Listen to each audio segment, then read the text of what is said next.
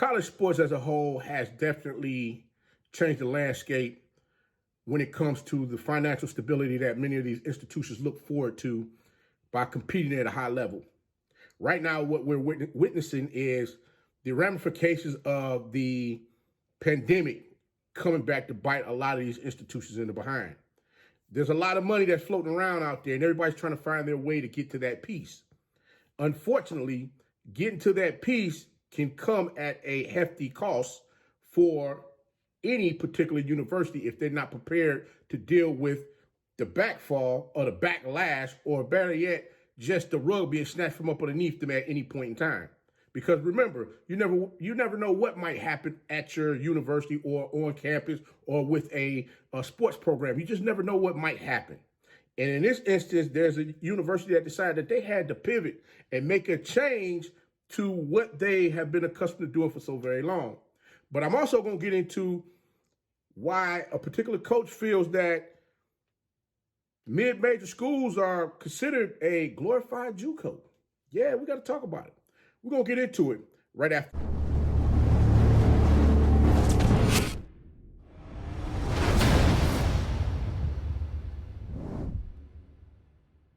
You know, it's your favorite coach back at it again. 10 toes down, about to tell you how it all went down. This is Tomorrow League Sports Network with your host, Coach Walker. If you're new to the channel, please like, share, subscribe. Hit that notification bell so you can get all upcoming videos. For all my leaders out there, welcome back. Y'all know the drill. Y'all know the routine. If you haven't done so already, please like, comment, and share these videos. And tap me in the free tool and tell me, come on in. There's nothing but positive vibes. We're just having a good time talking about HBCU sports. And don't forget, you can follow us on all social media platforms. The links are listed down below in the description. So without further ado, we're going to go ahead and jump on in this thing. And I'm like, Coach, what in the heck you talking about, Coach? You got programs making changes. Please break this down to me. What are you talking about, Coach? Listen. The NCAA tournament just kicked off. I mean, it kicked off a week ago. You had Alabama State and St. Francis play one another. Alabama State ended up winning the game and moving on to the group of 64. Now, with all of that being said, St. Francis has decided that they're going to come back and say, we leaving. We out here. We out of here. We out of here. We got to move on because, the math ain't mathing right now. We got to go ahead and break wide. And I can respectfully understand why they made a decision. Basically, they're looking at this thing from a financial standpoint. Listen, let's take a look at how everything currently is set up for all of the universities. Just in particular with the just in particular with the NCAA March Madness, how everybody is so excited about March Madness because when you get in there, depending upon how far you go, the media rights, things of that nature, you're getting some type of compensation for you to be able to play in this tournament, right? Well, I was looking at some things here, just ran across, just the money itself that the NCAA made. They made last year, 2024, they made a record of $1.3 billion in revenue. In the fiscal 2024, and the majority of that came from the partnership with CBS Turner to broadcast the men's March Madness tournament. Now, with looking at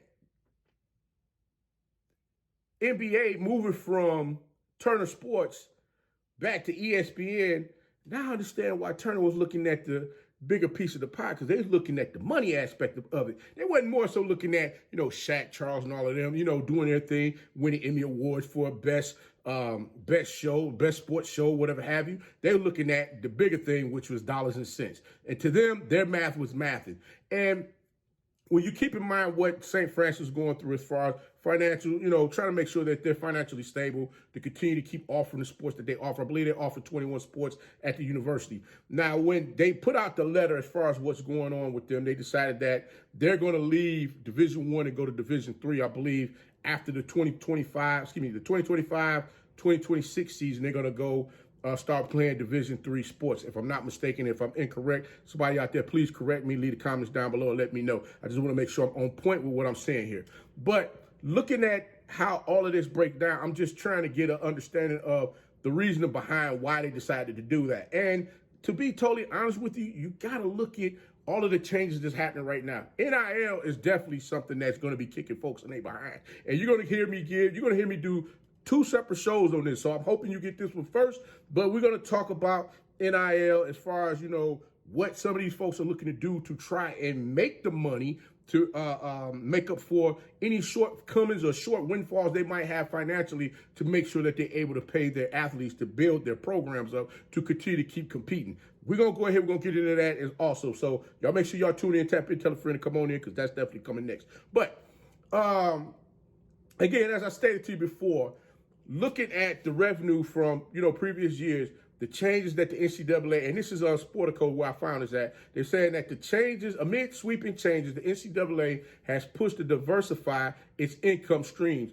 In fiscal 2015, the Turner-CBS deal made up nearly 80% of the NCAA's revenue, according to the organization's audited financial statements. In 2024, that was down to 63%. Over that span, NCAA revenue from areas beyond the men's tournament media rights grew from $192.3 million to $503.6 million. Boy, that's a lot of cheese, boy, getting around that thing. And they even gave, the funny thing is, they even gave you a little graph here for you to see the NCAA's non-March Madness revenue is growing. I mean, they got all of the different stations here. You got CBS, you got other rights fees, championship and tournaments, investments, and others. I'm like, guys, these are the things that I be talking about as far as like with HBCUs. They have to get into the understanding. They got to get in the mindset that business is business. And they have to get out here and do things in a manner which is going to allow them to continue to keep making revenue coming in outside of looking at it from a media standpoint. Or better yet, you're looking at, you're going to get your media dollars, but you got to do something else other than just the normal. You get what I'm saying? It's like people are so fascinated with just the media. Yeah, the media rights deals is a big chunk of what's going on, but you got to get creative with this thing also, because think about it.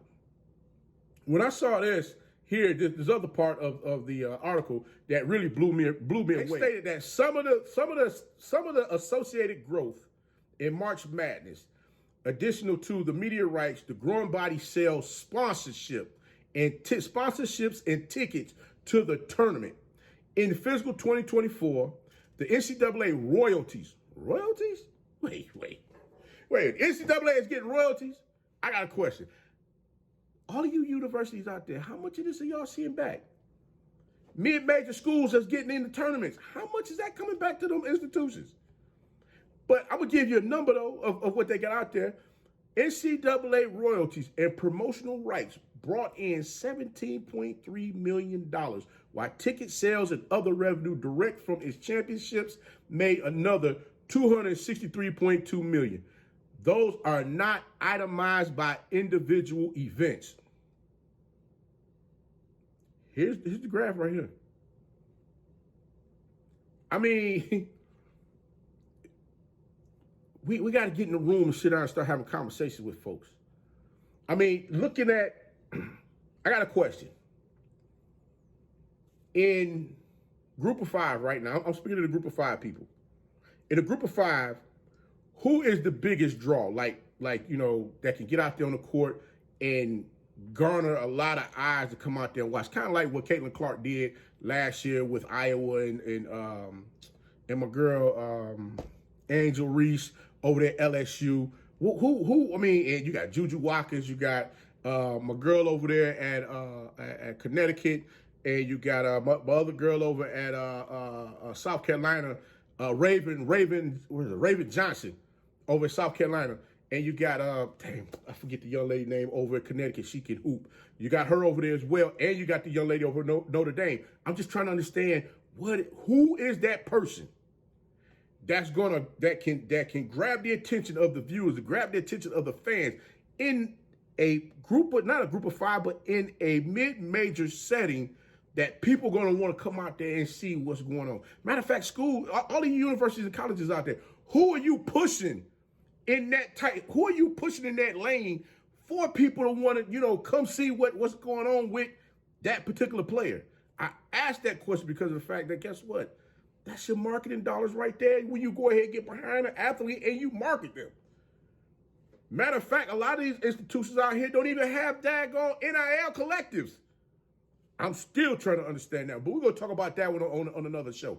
But again, And for the most part, those that want to say they got NIL collectives, you're dealing with a company. The university or college itself does not have an NIL collective, okay? We're going to cut that right now. I'm just going to go ahead and shut that down for anybody to come in. Oh, coach, you don't know what you're talking about. Okay, I'll show you the list. But listen, the thing, what really got me was they started, the reason why I asked the question, who are the universities and colleges pushing at the mid-major level?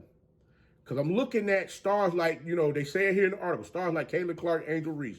The NCAA last year finalized a 8-year, $920 million TV deal with ESPN to cover all of its championships, not including men's basketball. That deal, which starts this year, averages $115 million per year. That's more than triple the prior deal, which paid $35.7 million per year. I'm just saying, guys, listen. Somehow, some way, somebody's getting in the room and they're brokering deals where they're not giving it all away. They're giving up a portion of it, and then they're using that other piece to maneuver that to go somewhere else and negotiate and get more money. All I'm simply saying is that at some point in time, and I know that this gonna sting a little bit when I say this, leadership. There's leadership across the board. This ain't FCS, HBCUs. This ain't a regular mid-major FCS schools. This ain't a black and white thing right now. This is a green thing. This is a greenbacks type of thing, where collectively we got to come together and find a way to make it happen. Everybody want to look at the smaller schools, and the reason why I'm saying it's a green thing, because when you look at a Power 5 school, a Power 4 institution, they don't want to see the financial windfall blow back to the mid-majors. So the mid-majors have to get smart and find ways to build up their own cachet from a financial standpoint for them to have the necessary finances to do the things that they want to do. Now, in St. Francis instance, they're dropping down from Division I to Division III for a lot of different factors. They can't afford to keep giving out all of the scholarships that they're giving out. That's number one. Number two, the travel. They mentioned that the travel is like 6 hours or more. They're bringing that down to 2 hours. Not only that, but I mean, think about the team went to the NCAA tournament. What happens if they would have continued to keep going through rounds? Is the financial means there for them to continue to keep paying that money out? And I'm gonna be real with you guys. I know y'all gonna get upset with Coach when I say this, but I honestly feel that, and I'm saying this because I'm getting ready to switch over to the next segment. We'll talk about Norfolk State University women's basketball team that was led by Coach Vickers, who Coach Vickers left and went to Auburn University. That Lady Spartans team had Maryland Terrapins back up against the wall. Those ladies was up 2 points at the half. Oddly enough, all of a sudden in the third quarter, Maryland is at the line more times than Norfolk State went to the line the whole game. There were some questionable calls, and I'm just going to be honest with you. I'm going to say it because, again, I try to find a means of trying to, be a little passive with it. Screw that. We ain't being passive tonight. We're just going to call this crap the way we see it. The bottom line is those girls went out there, they played their behinds off. You had 3 individuals for Norfolk State University that ended up in foul trouble, which, again, I still question some of that. And you had 1 for Maryland that was in foul trouble with 4 fouls. I'm still trying to get past all of that, too, because there's a lot of different things that was going on in that game that just was not called. It was overlooked. As I like to say, people like to swallow the whistle. And you don't leave a game in the officials' hands. But listening to something that Norfolk State men's basketball coach had to say, he was doing an interview with James Catato. He's a sports anchor reporter for for Wavy News. And he sat down. I guess he got a sound bite from Coach. He's asking some questions or whatever have you. And in the sound bite, Coach Jones of Norfolk State University, men's basketball head coach, he had made some comments that I kind of agree with what he's saying. Listen to this for a second here, and then I'm gonna go ahead. I'm gonna give you my thoughts on this. Listen. This is now a glorified JUCO. This is like Norfolk State Community College, because it's like when I say that, not because of the people or things like that, but it's just the way it is. JUCO coaches, I have so much more respect for them these days, because they have to get a new team every year. I'm gonna stop it right there. When I heard him make the comment about the JUCO, saying that mid-majors is kind of like glorified JUCO.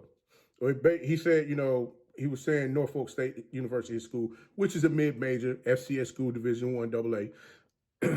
I'm thinking. My mindset is this, and I said this a while back. I had this conversation privately with a group of folks, and we were talking about how can FCS schools, mid-major schools, get the financial stability that they need for them to be able to sustain blows that's been happening now since the pandemic hit. There's a lot of institutions right now that are feeling that crunch, borrowing money from the conference itself so that they can keep themselves afloat, because they weren't anticipating on the pandemic to hit and games get canceled. See, one thing that it's funny though, it's funny, and Coach, I'm gonna get back to your statement though, but it's funny to me that when HBCUs have FCS schools that are HBCUs, or better yet, Division II HBCUs, or any of those other schools that are HBCUs that have financial situations, it's funny to me how everybody has something to say about that institution when it comes to their financial shortfalls. But when you have these Power 5 schools that people look up to and talk about, oh, how so-and-so did this and how that school did that, and look at them out there winning this, that, the third, they don't tell you that they are robbing Peter to pay damn Paul. They don't tell you about that at all. They don't tell you about how they sitting in church, they pass the collection plate, the plate come in front of them, and they got the wife sitting there nudging them like, hey, put your money in there in the plate so you can get your blessing. And they sit back there and they pull the plate back like, whoo, I'm going, hey, I do like this and I pass. Yeah, they don't talk about none of that stuff. But when it comes to FCS, HBCU schools, everybody and their mama got something to say negatively about the school. Oh, they don't know how to manage the money. These folks don't know how to manage their money either. And they get the heck of a lot more than some of these FCS, FCS, and FCS HBCU institutions, and Division II for that matter. So let's talk about it. Now, listen to what Coach is saying. Yes, I understand now, because the pay for play, which is getting ready to take place, people got to start saying if they go opt into this thing or not. And if you opt in, guess what? Yeah, they're gonna give you $20 million that you're gonna be able to use to allot to pay players, within the program. Now, it's not that the players on the football team and the men's basketball team are going to get the same amount of money. Matter of fact, you got to factor in the women's basketball teams as well. They're only giving that money out for the teams that actually generate revenue for the institutions. And not only that, but I'm still trying to get some clarity on if this $20 million that they're talking about, is it going to be given to every institution, or is it going to be on a sliding scale where once it gets down to the FCS group of 5 schools, the FCS mid-major schools, there's not going to be that much finances left over to give those folks for them to make sure that they're able to maintain their sports their sports programs at their institutions. All I'm simply saying is, guys, that it's time that we pay attention to what's going on. Not only that, but what Coach Jones is saying as far as JUCOs having a new team every year. Yes, because you got players that's leaving out now for pay for play, looking to get them an opportunity to go somewhere else to play where they're going to be able to cash in on NIL. So think about that. But here, hey, let me play the rest of this for you. Check it out. 2 years, something like that, right? Now we got to get a new team every year, every 2. So we basically a glorified JUCO, because these kids, until mid-majors, and not just Norfolk State, until mid-majors get the money that high majors have, we're never going to be able to keep kids here, for a long time. I say it's easy to get them, it's hard to retain them. You can get them because there's a lot of kids that want opportunities. A lot of kids want opportunities, but once they get the opportunity and then they blow up, it's hard to retain them because the big boys are going to come. And that's facts. That's facts. Think about it like this. How many athletes have we seen in mid-majors come to a program that, we sitting there looking at them, they're not, they came in, they was okay. They was a decent player. All of a sudden they get the right program, get them ready, get them prepared for them to become the best version of themselves out there on the field, on the court, on the diamond, wherever it is that they're playing sports. Now all of a sudden, guess what? They picked up, they gone. We see it every year. We're seeing all these athletes hitting the transfer portal. And guess what? That transfer portal is going to swallow up a lot of people because many individuals are thinking that they can jump in the portal now and they can go somewhere else, they can ball, and people are going to pay them because of what they did somewhere else. Understand this. If you're in a good situation and you're getting some playing time, or better yet, if you're in a good situation, you're not getting no playing time, you got to wait your turn, you might want to consider waiting your turn instead of jumping out there with no film. Because if you don't have no film and you don't have the size, the measurables that they're looking for as far as an athlete come in their program and be productive, they're not going to pick you up. You're going to be right there in that transfer portal. And 9 times out of 10, where you think you could go or want to go, you're going to have to go somewhere else that's not where you thought you would be. That's all coach is trying to get you to understand. But salute to Coach Jones for saying what many of us was out there thinking about, athletes coming in, wanting to be a part of programs to get themselves together just for them to say, hey, I'm going to go ahead, bounce and go somewhere else. It's kind of like, it's kind of like that date. That young lady, that young man that you've been, trying to, ease up on forever and a day, trying to get them to go out with you. And then finally they go ahead, they break and say, you know what, I think I might consider taking a chance. And then they take that chance, and then all of a sudden, guess what? They out of there. First time they hear five different people say, "Ooh, he handsome. Ooh, she look good. Oh, she's so sexy. Hey, it's time to go now. Hey, my stock just rose. I got to get up out of here." And that's exactly what's happening now. So salute to Coach Jones on putting that out there. But guys, I just wanted to go ahead and touch bases as far as the thing with St. Francis, as well as what Coach Jones was saying as far as mid-majors being considered like, a glorified JUCO. I mean, we've heard a lot of folks say that a couple times before in the past couple of years. Hate to throw that name out there, but a lot of people were saying that when Coach Prime left Jackson State, that, basically he's trying to turn the FCS into a glorified JUCO. I'm not saying that's what he did, but I'm just saying a lot of the comments that was out there from people who stated that when that change happened, you watched all of those players take their talents and go elsewhere, or take their talents and go with Coach Prime to a Power 5 program, and a lot of others went to Group of 5 programs. They didn't get the Power 5 program, but they were the Group of 5 programs, and things didn't pan out in the manner which they expected them to. So all I'm saying to you is this: we got to keep in mind as far as what's going on and understand what's getting ready to happen here, because there's about to be a tipping point where people are going to have to make the decisions as far as which direction that they're going to go. As far as coaches, they're going to have to get their mindset together, understanding that they may only have that star athlete for a year. So they're going to have to put parameters in place to develop their athletes a lot quicker, those that they're bringing in from high school or wherever else it is that they bring them that need a little extra polishing. They're going to need to bring them in, make sure they continue to keep developing those athletes, to continue to keep turning that program over for them to keep winning. This is going to be interesting to see how all of this goes. But hey, everybody wanted NIL. NIL is here. It ain't going nowhere. They ain't turning it back. But I do believe they got a trick bag for everybody that they going to be mad as heck about, especially when it comes down to the institutions paying the players. But again, sometimes what we ask for might not be good for us. But in this instance, everybody wanted to sit down and get their big old bowl like they was Craig on Friday with the cereal, and they ain't had no milk. They got water. And guess what? All of y'all thought y'all pouring milk in that daggone big old bowl of Captain Crunch, and guess what? Y'all pouring water. So Coach gonna go ahead and get up on out this thing, but I'm gonna go ahead. Coach gonna go ahead and get up on out this thing. Leave your comments down below. Let me know what your thoughts are on the program and on the show itself. And don't forget to like, share, subscribe. Tune in, tap in, tell a friend, and come on in. Y'all know what time it is. But until next time, be the one and lead.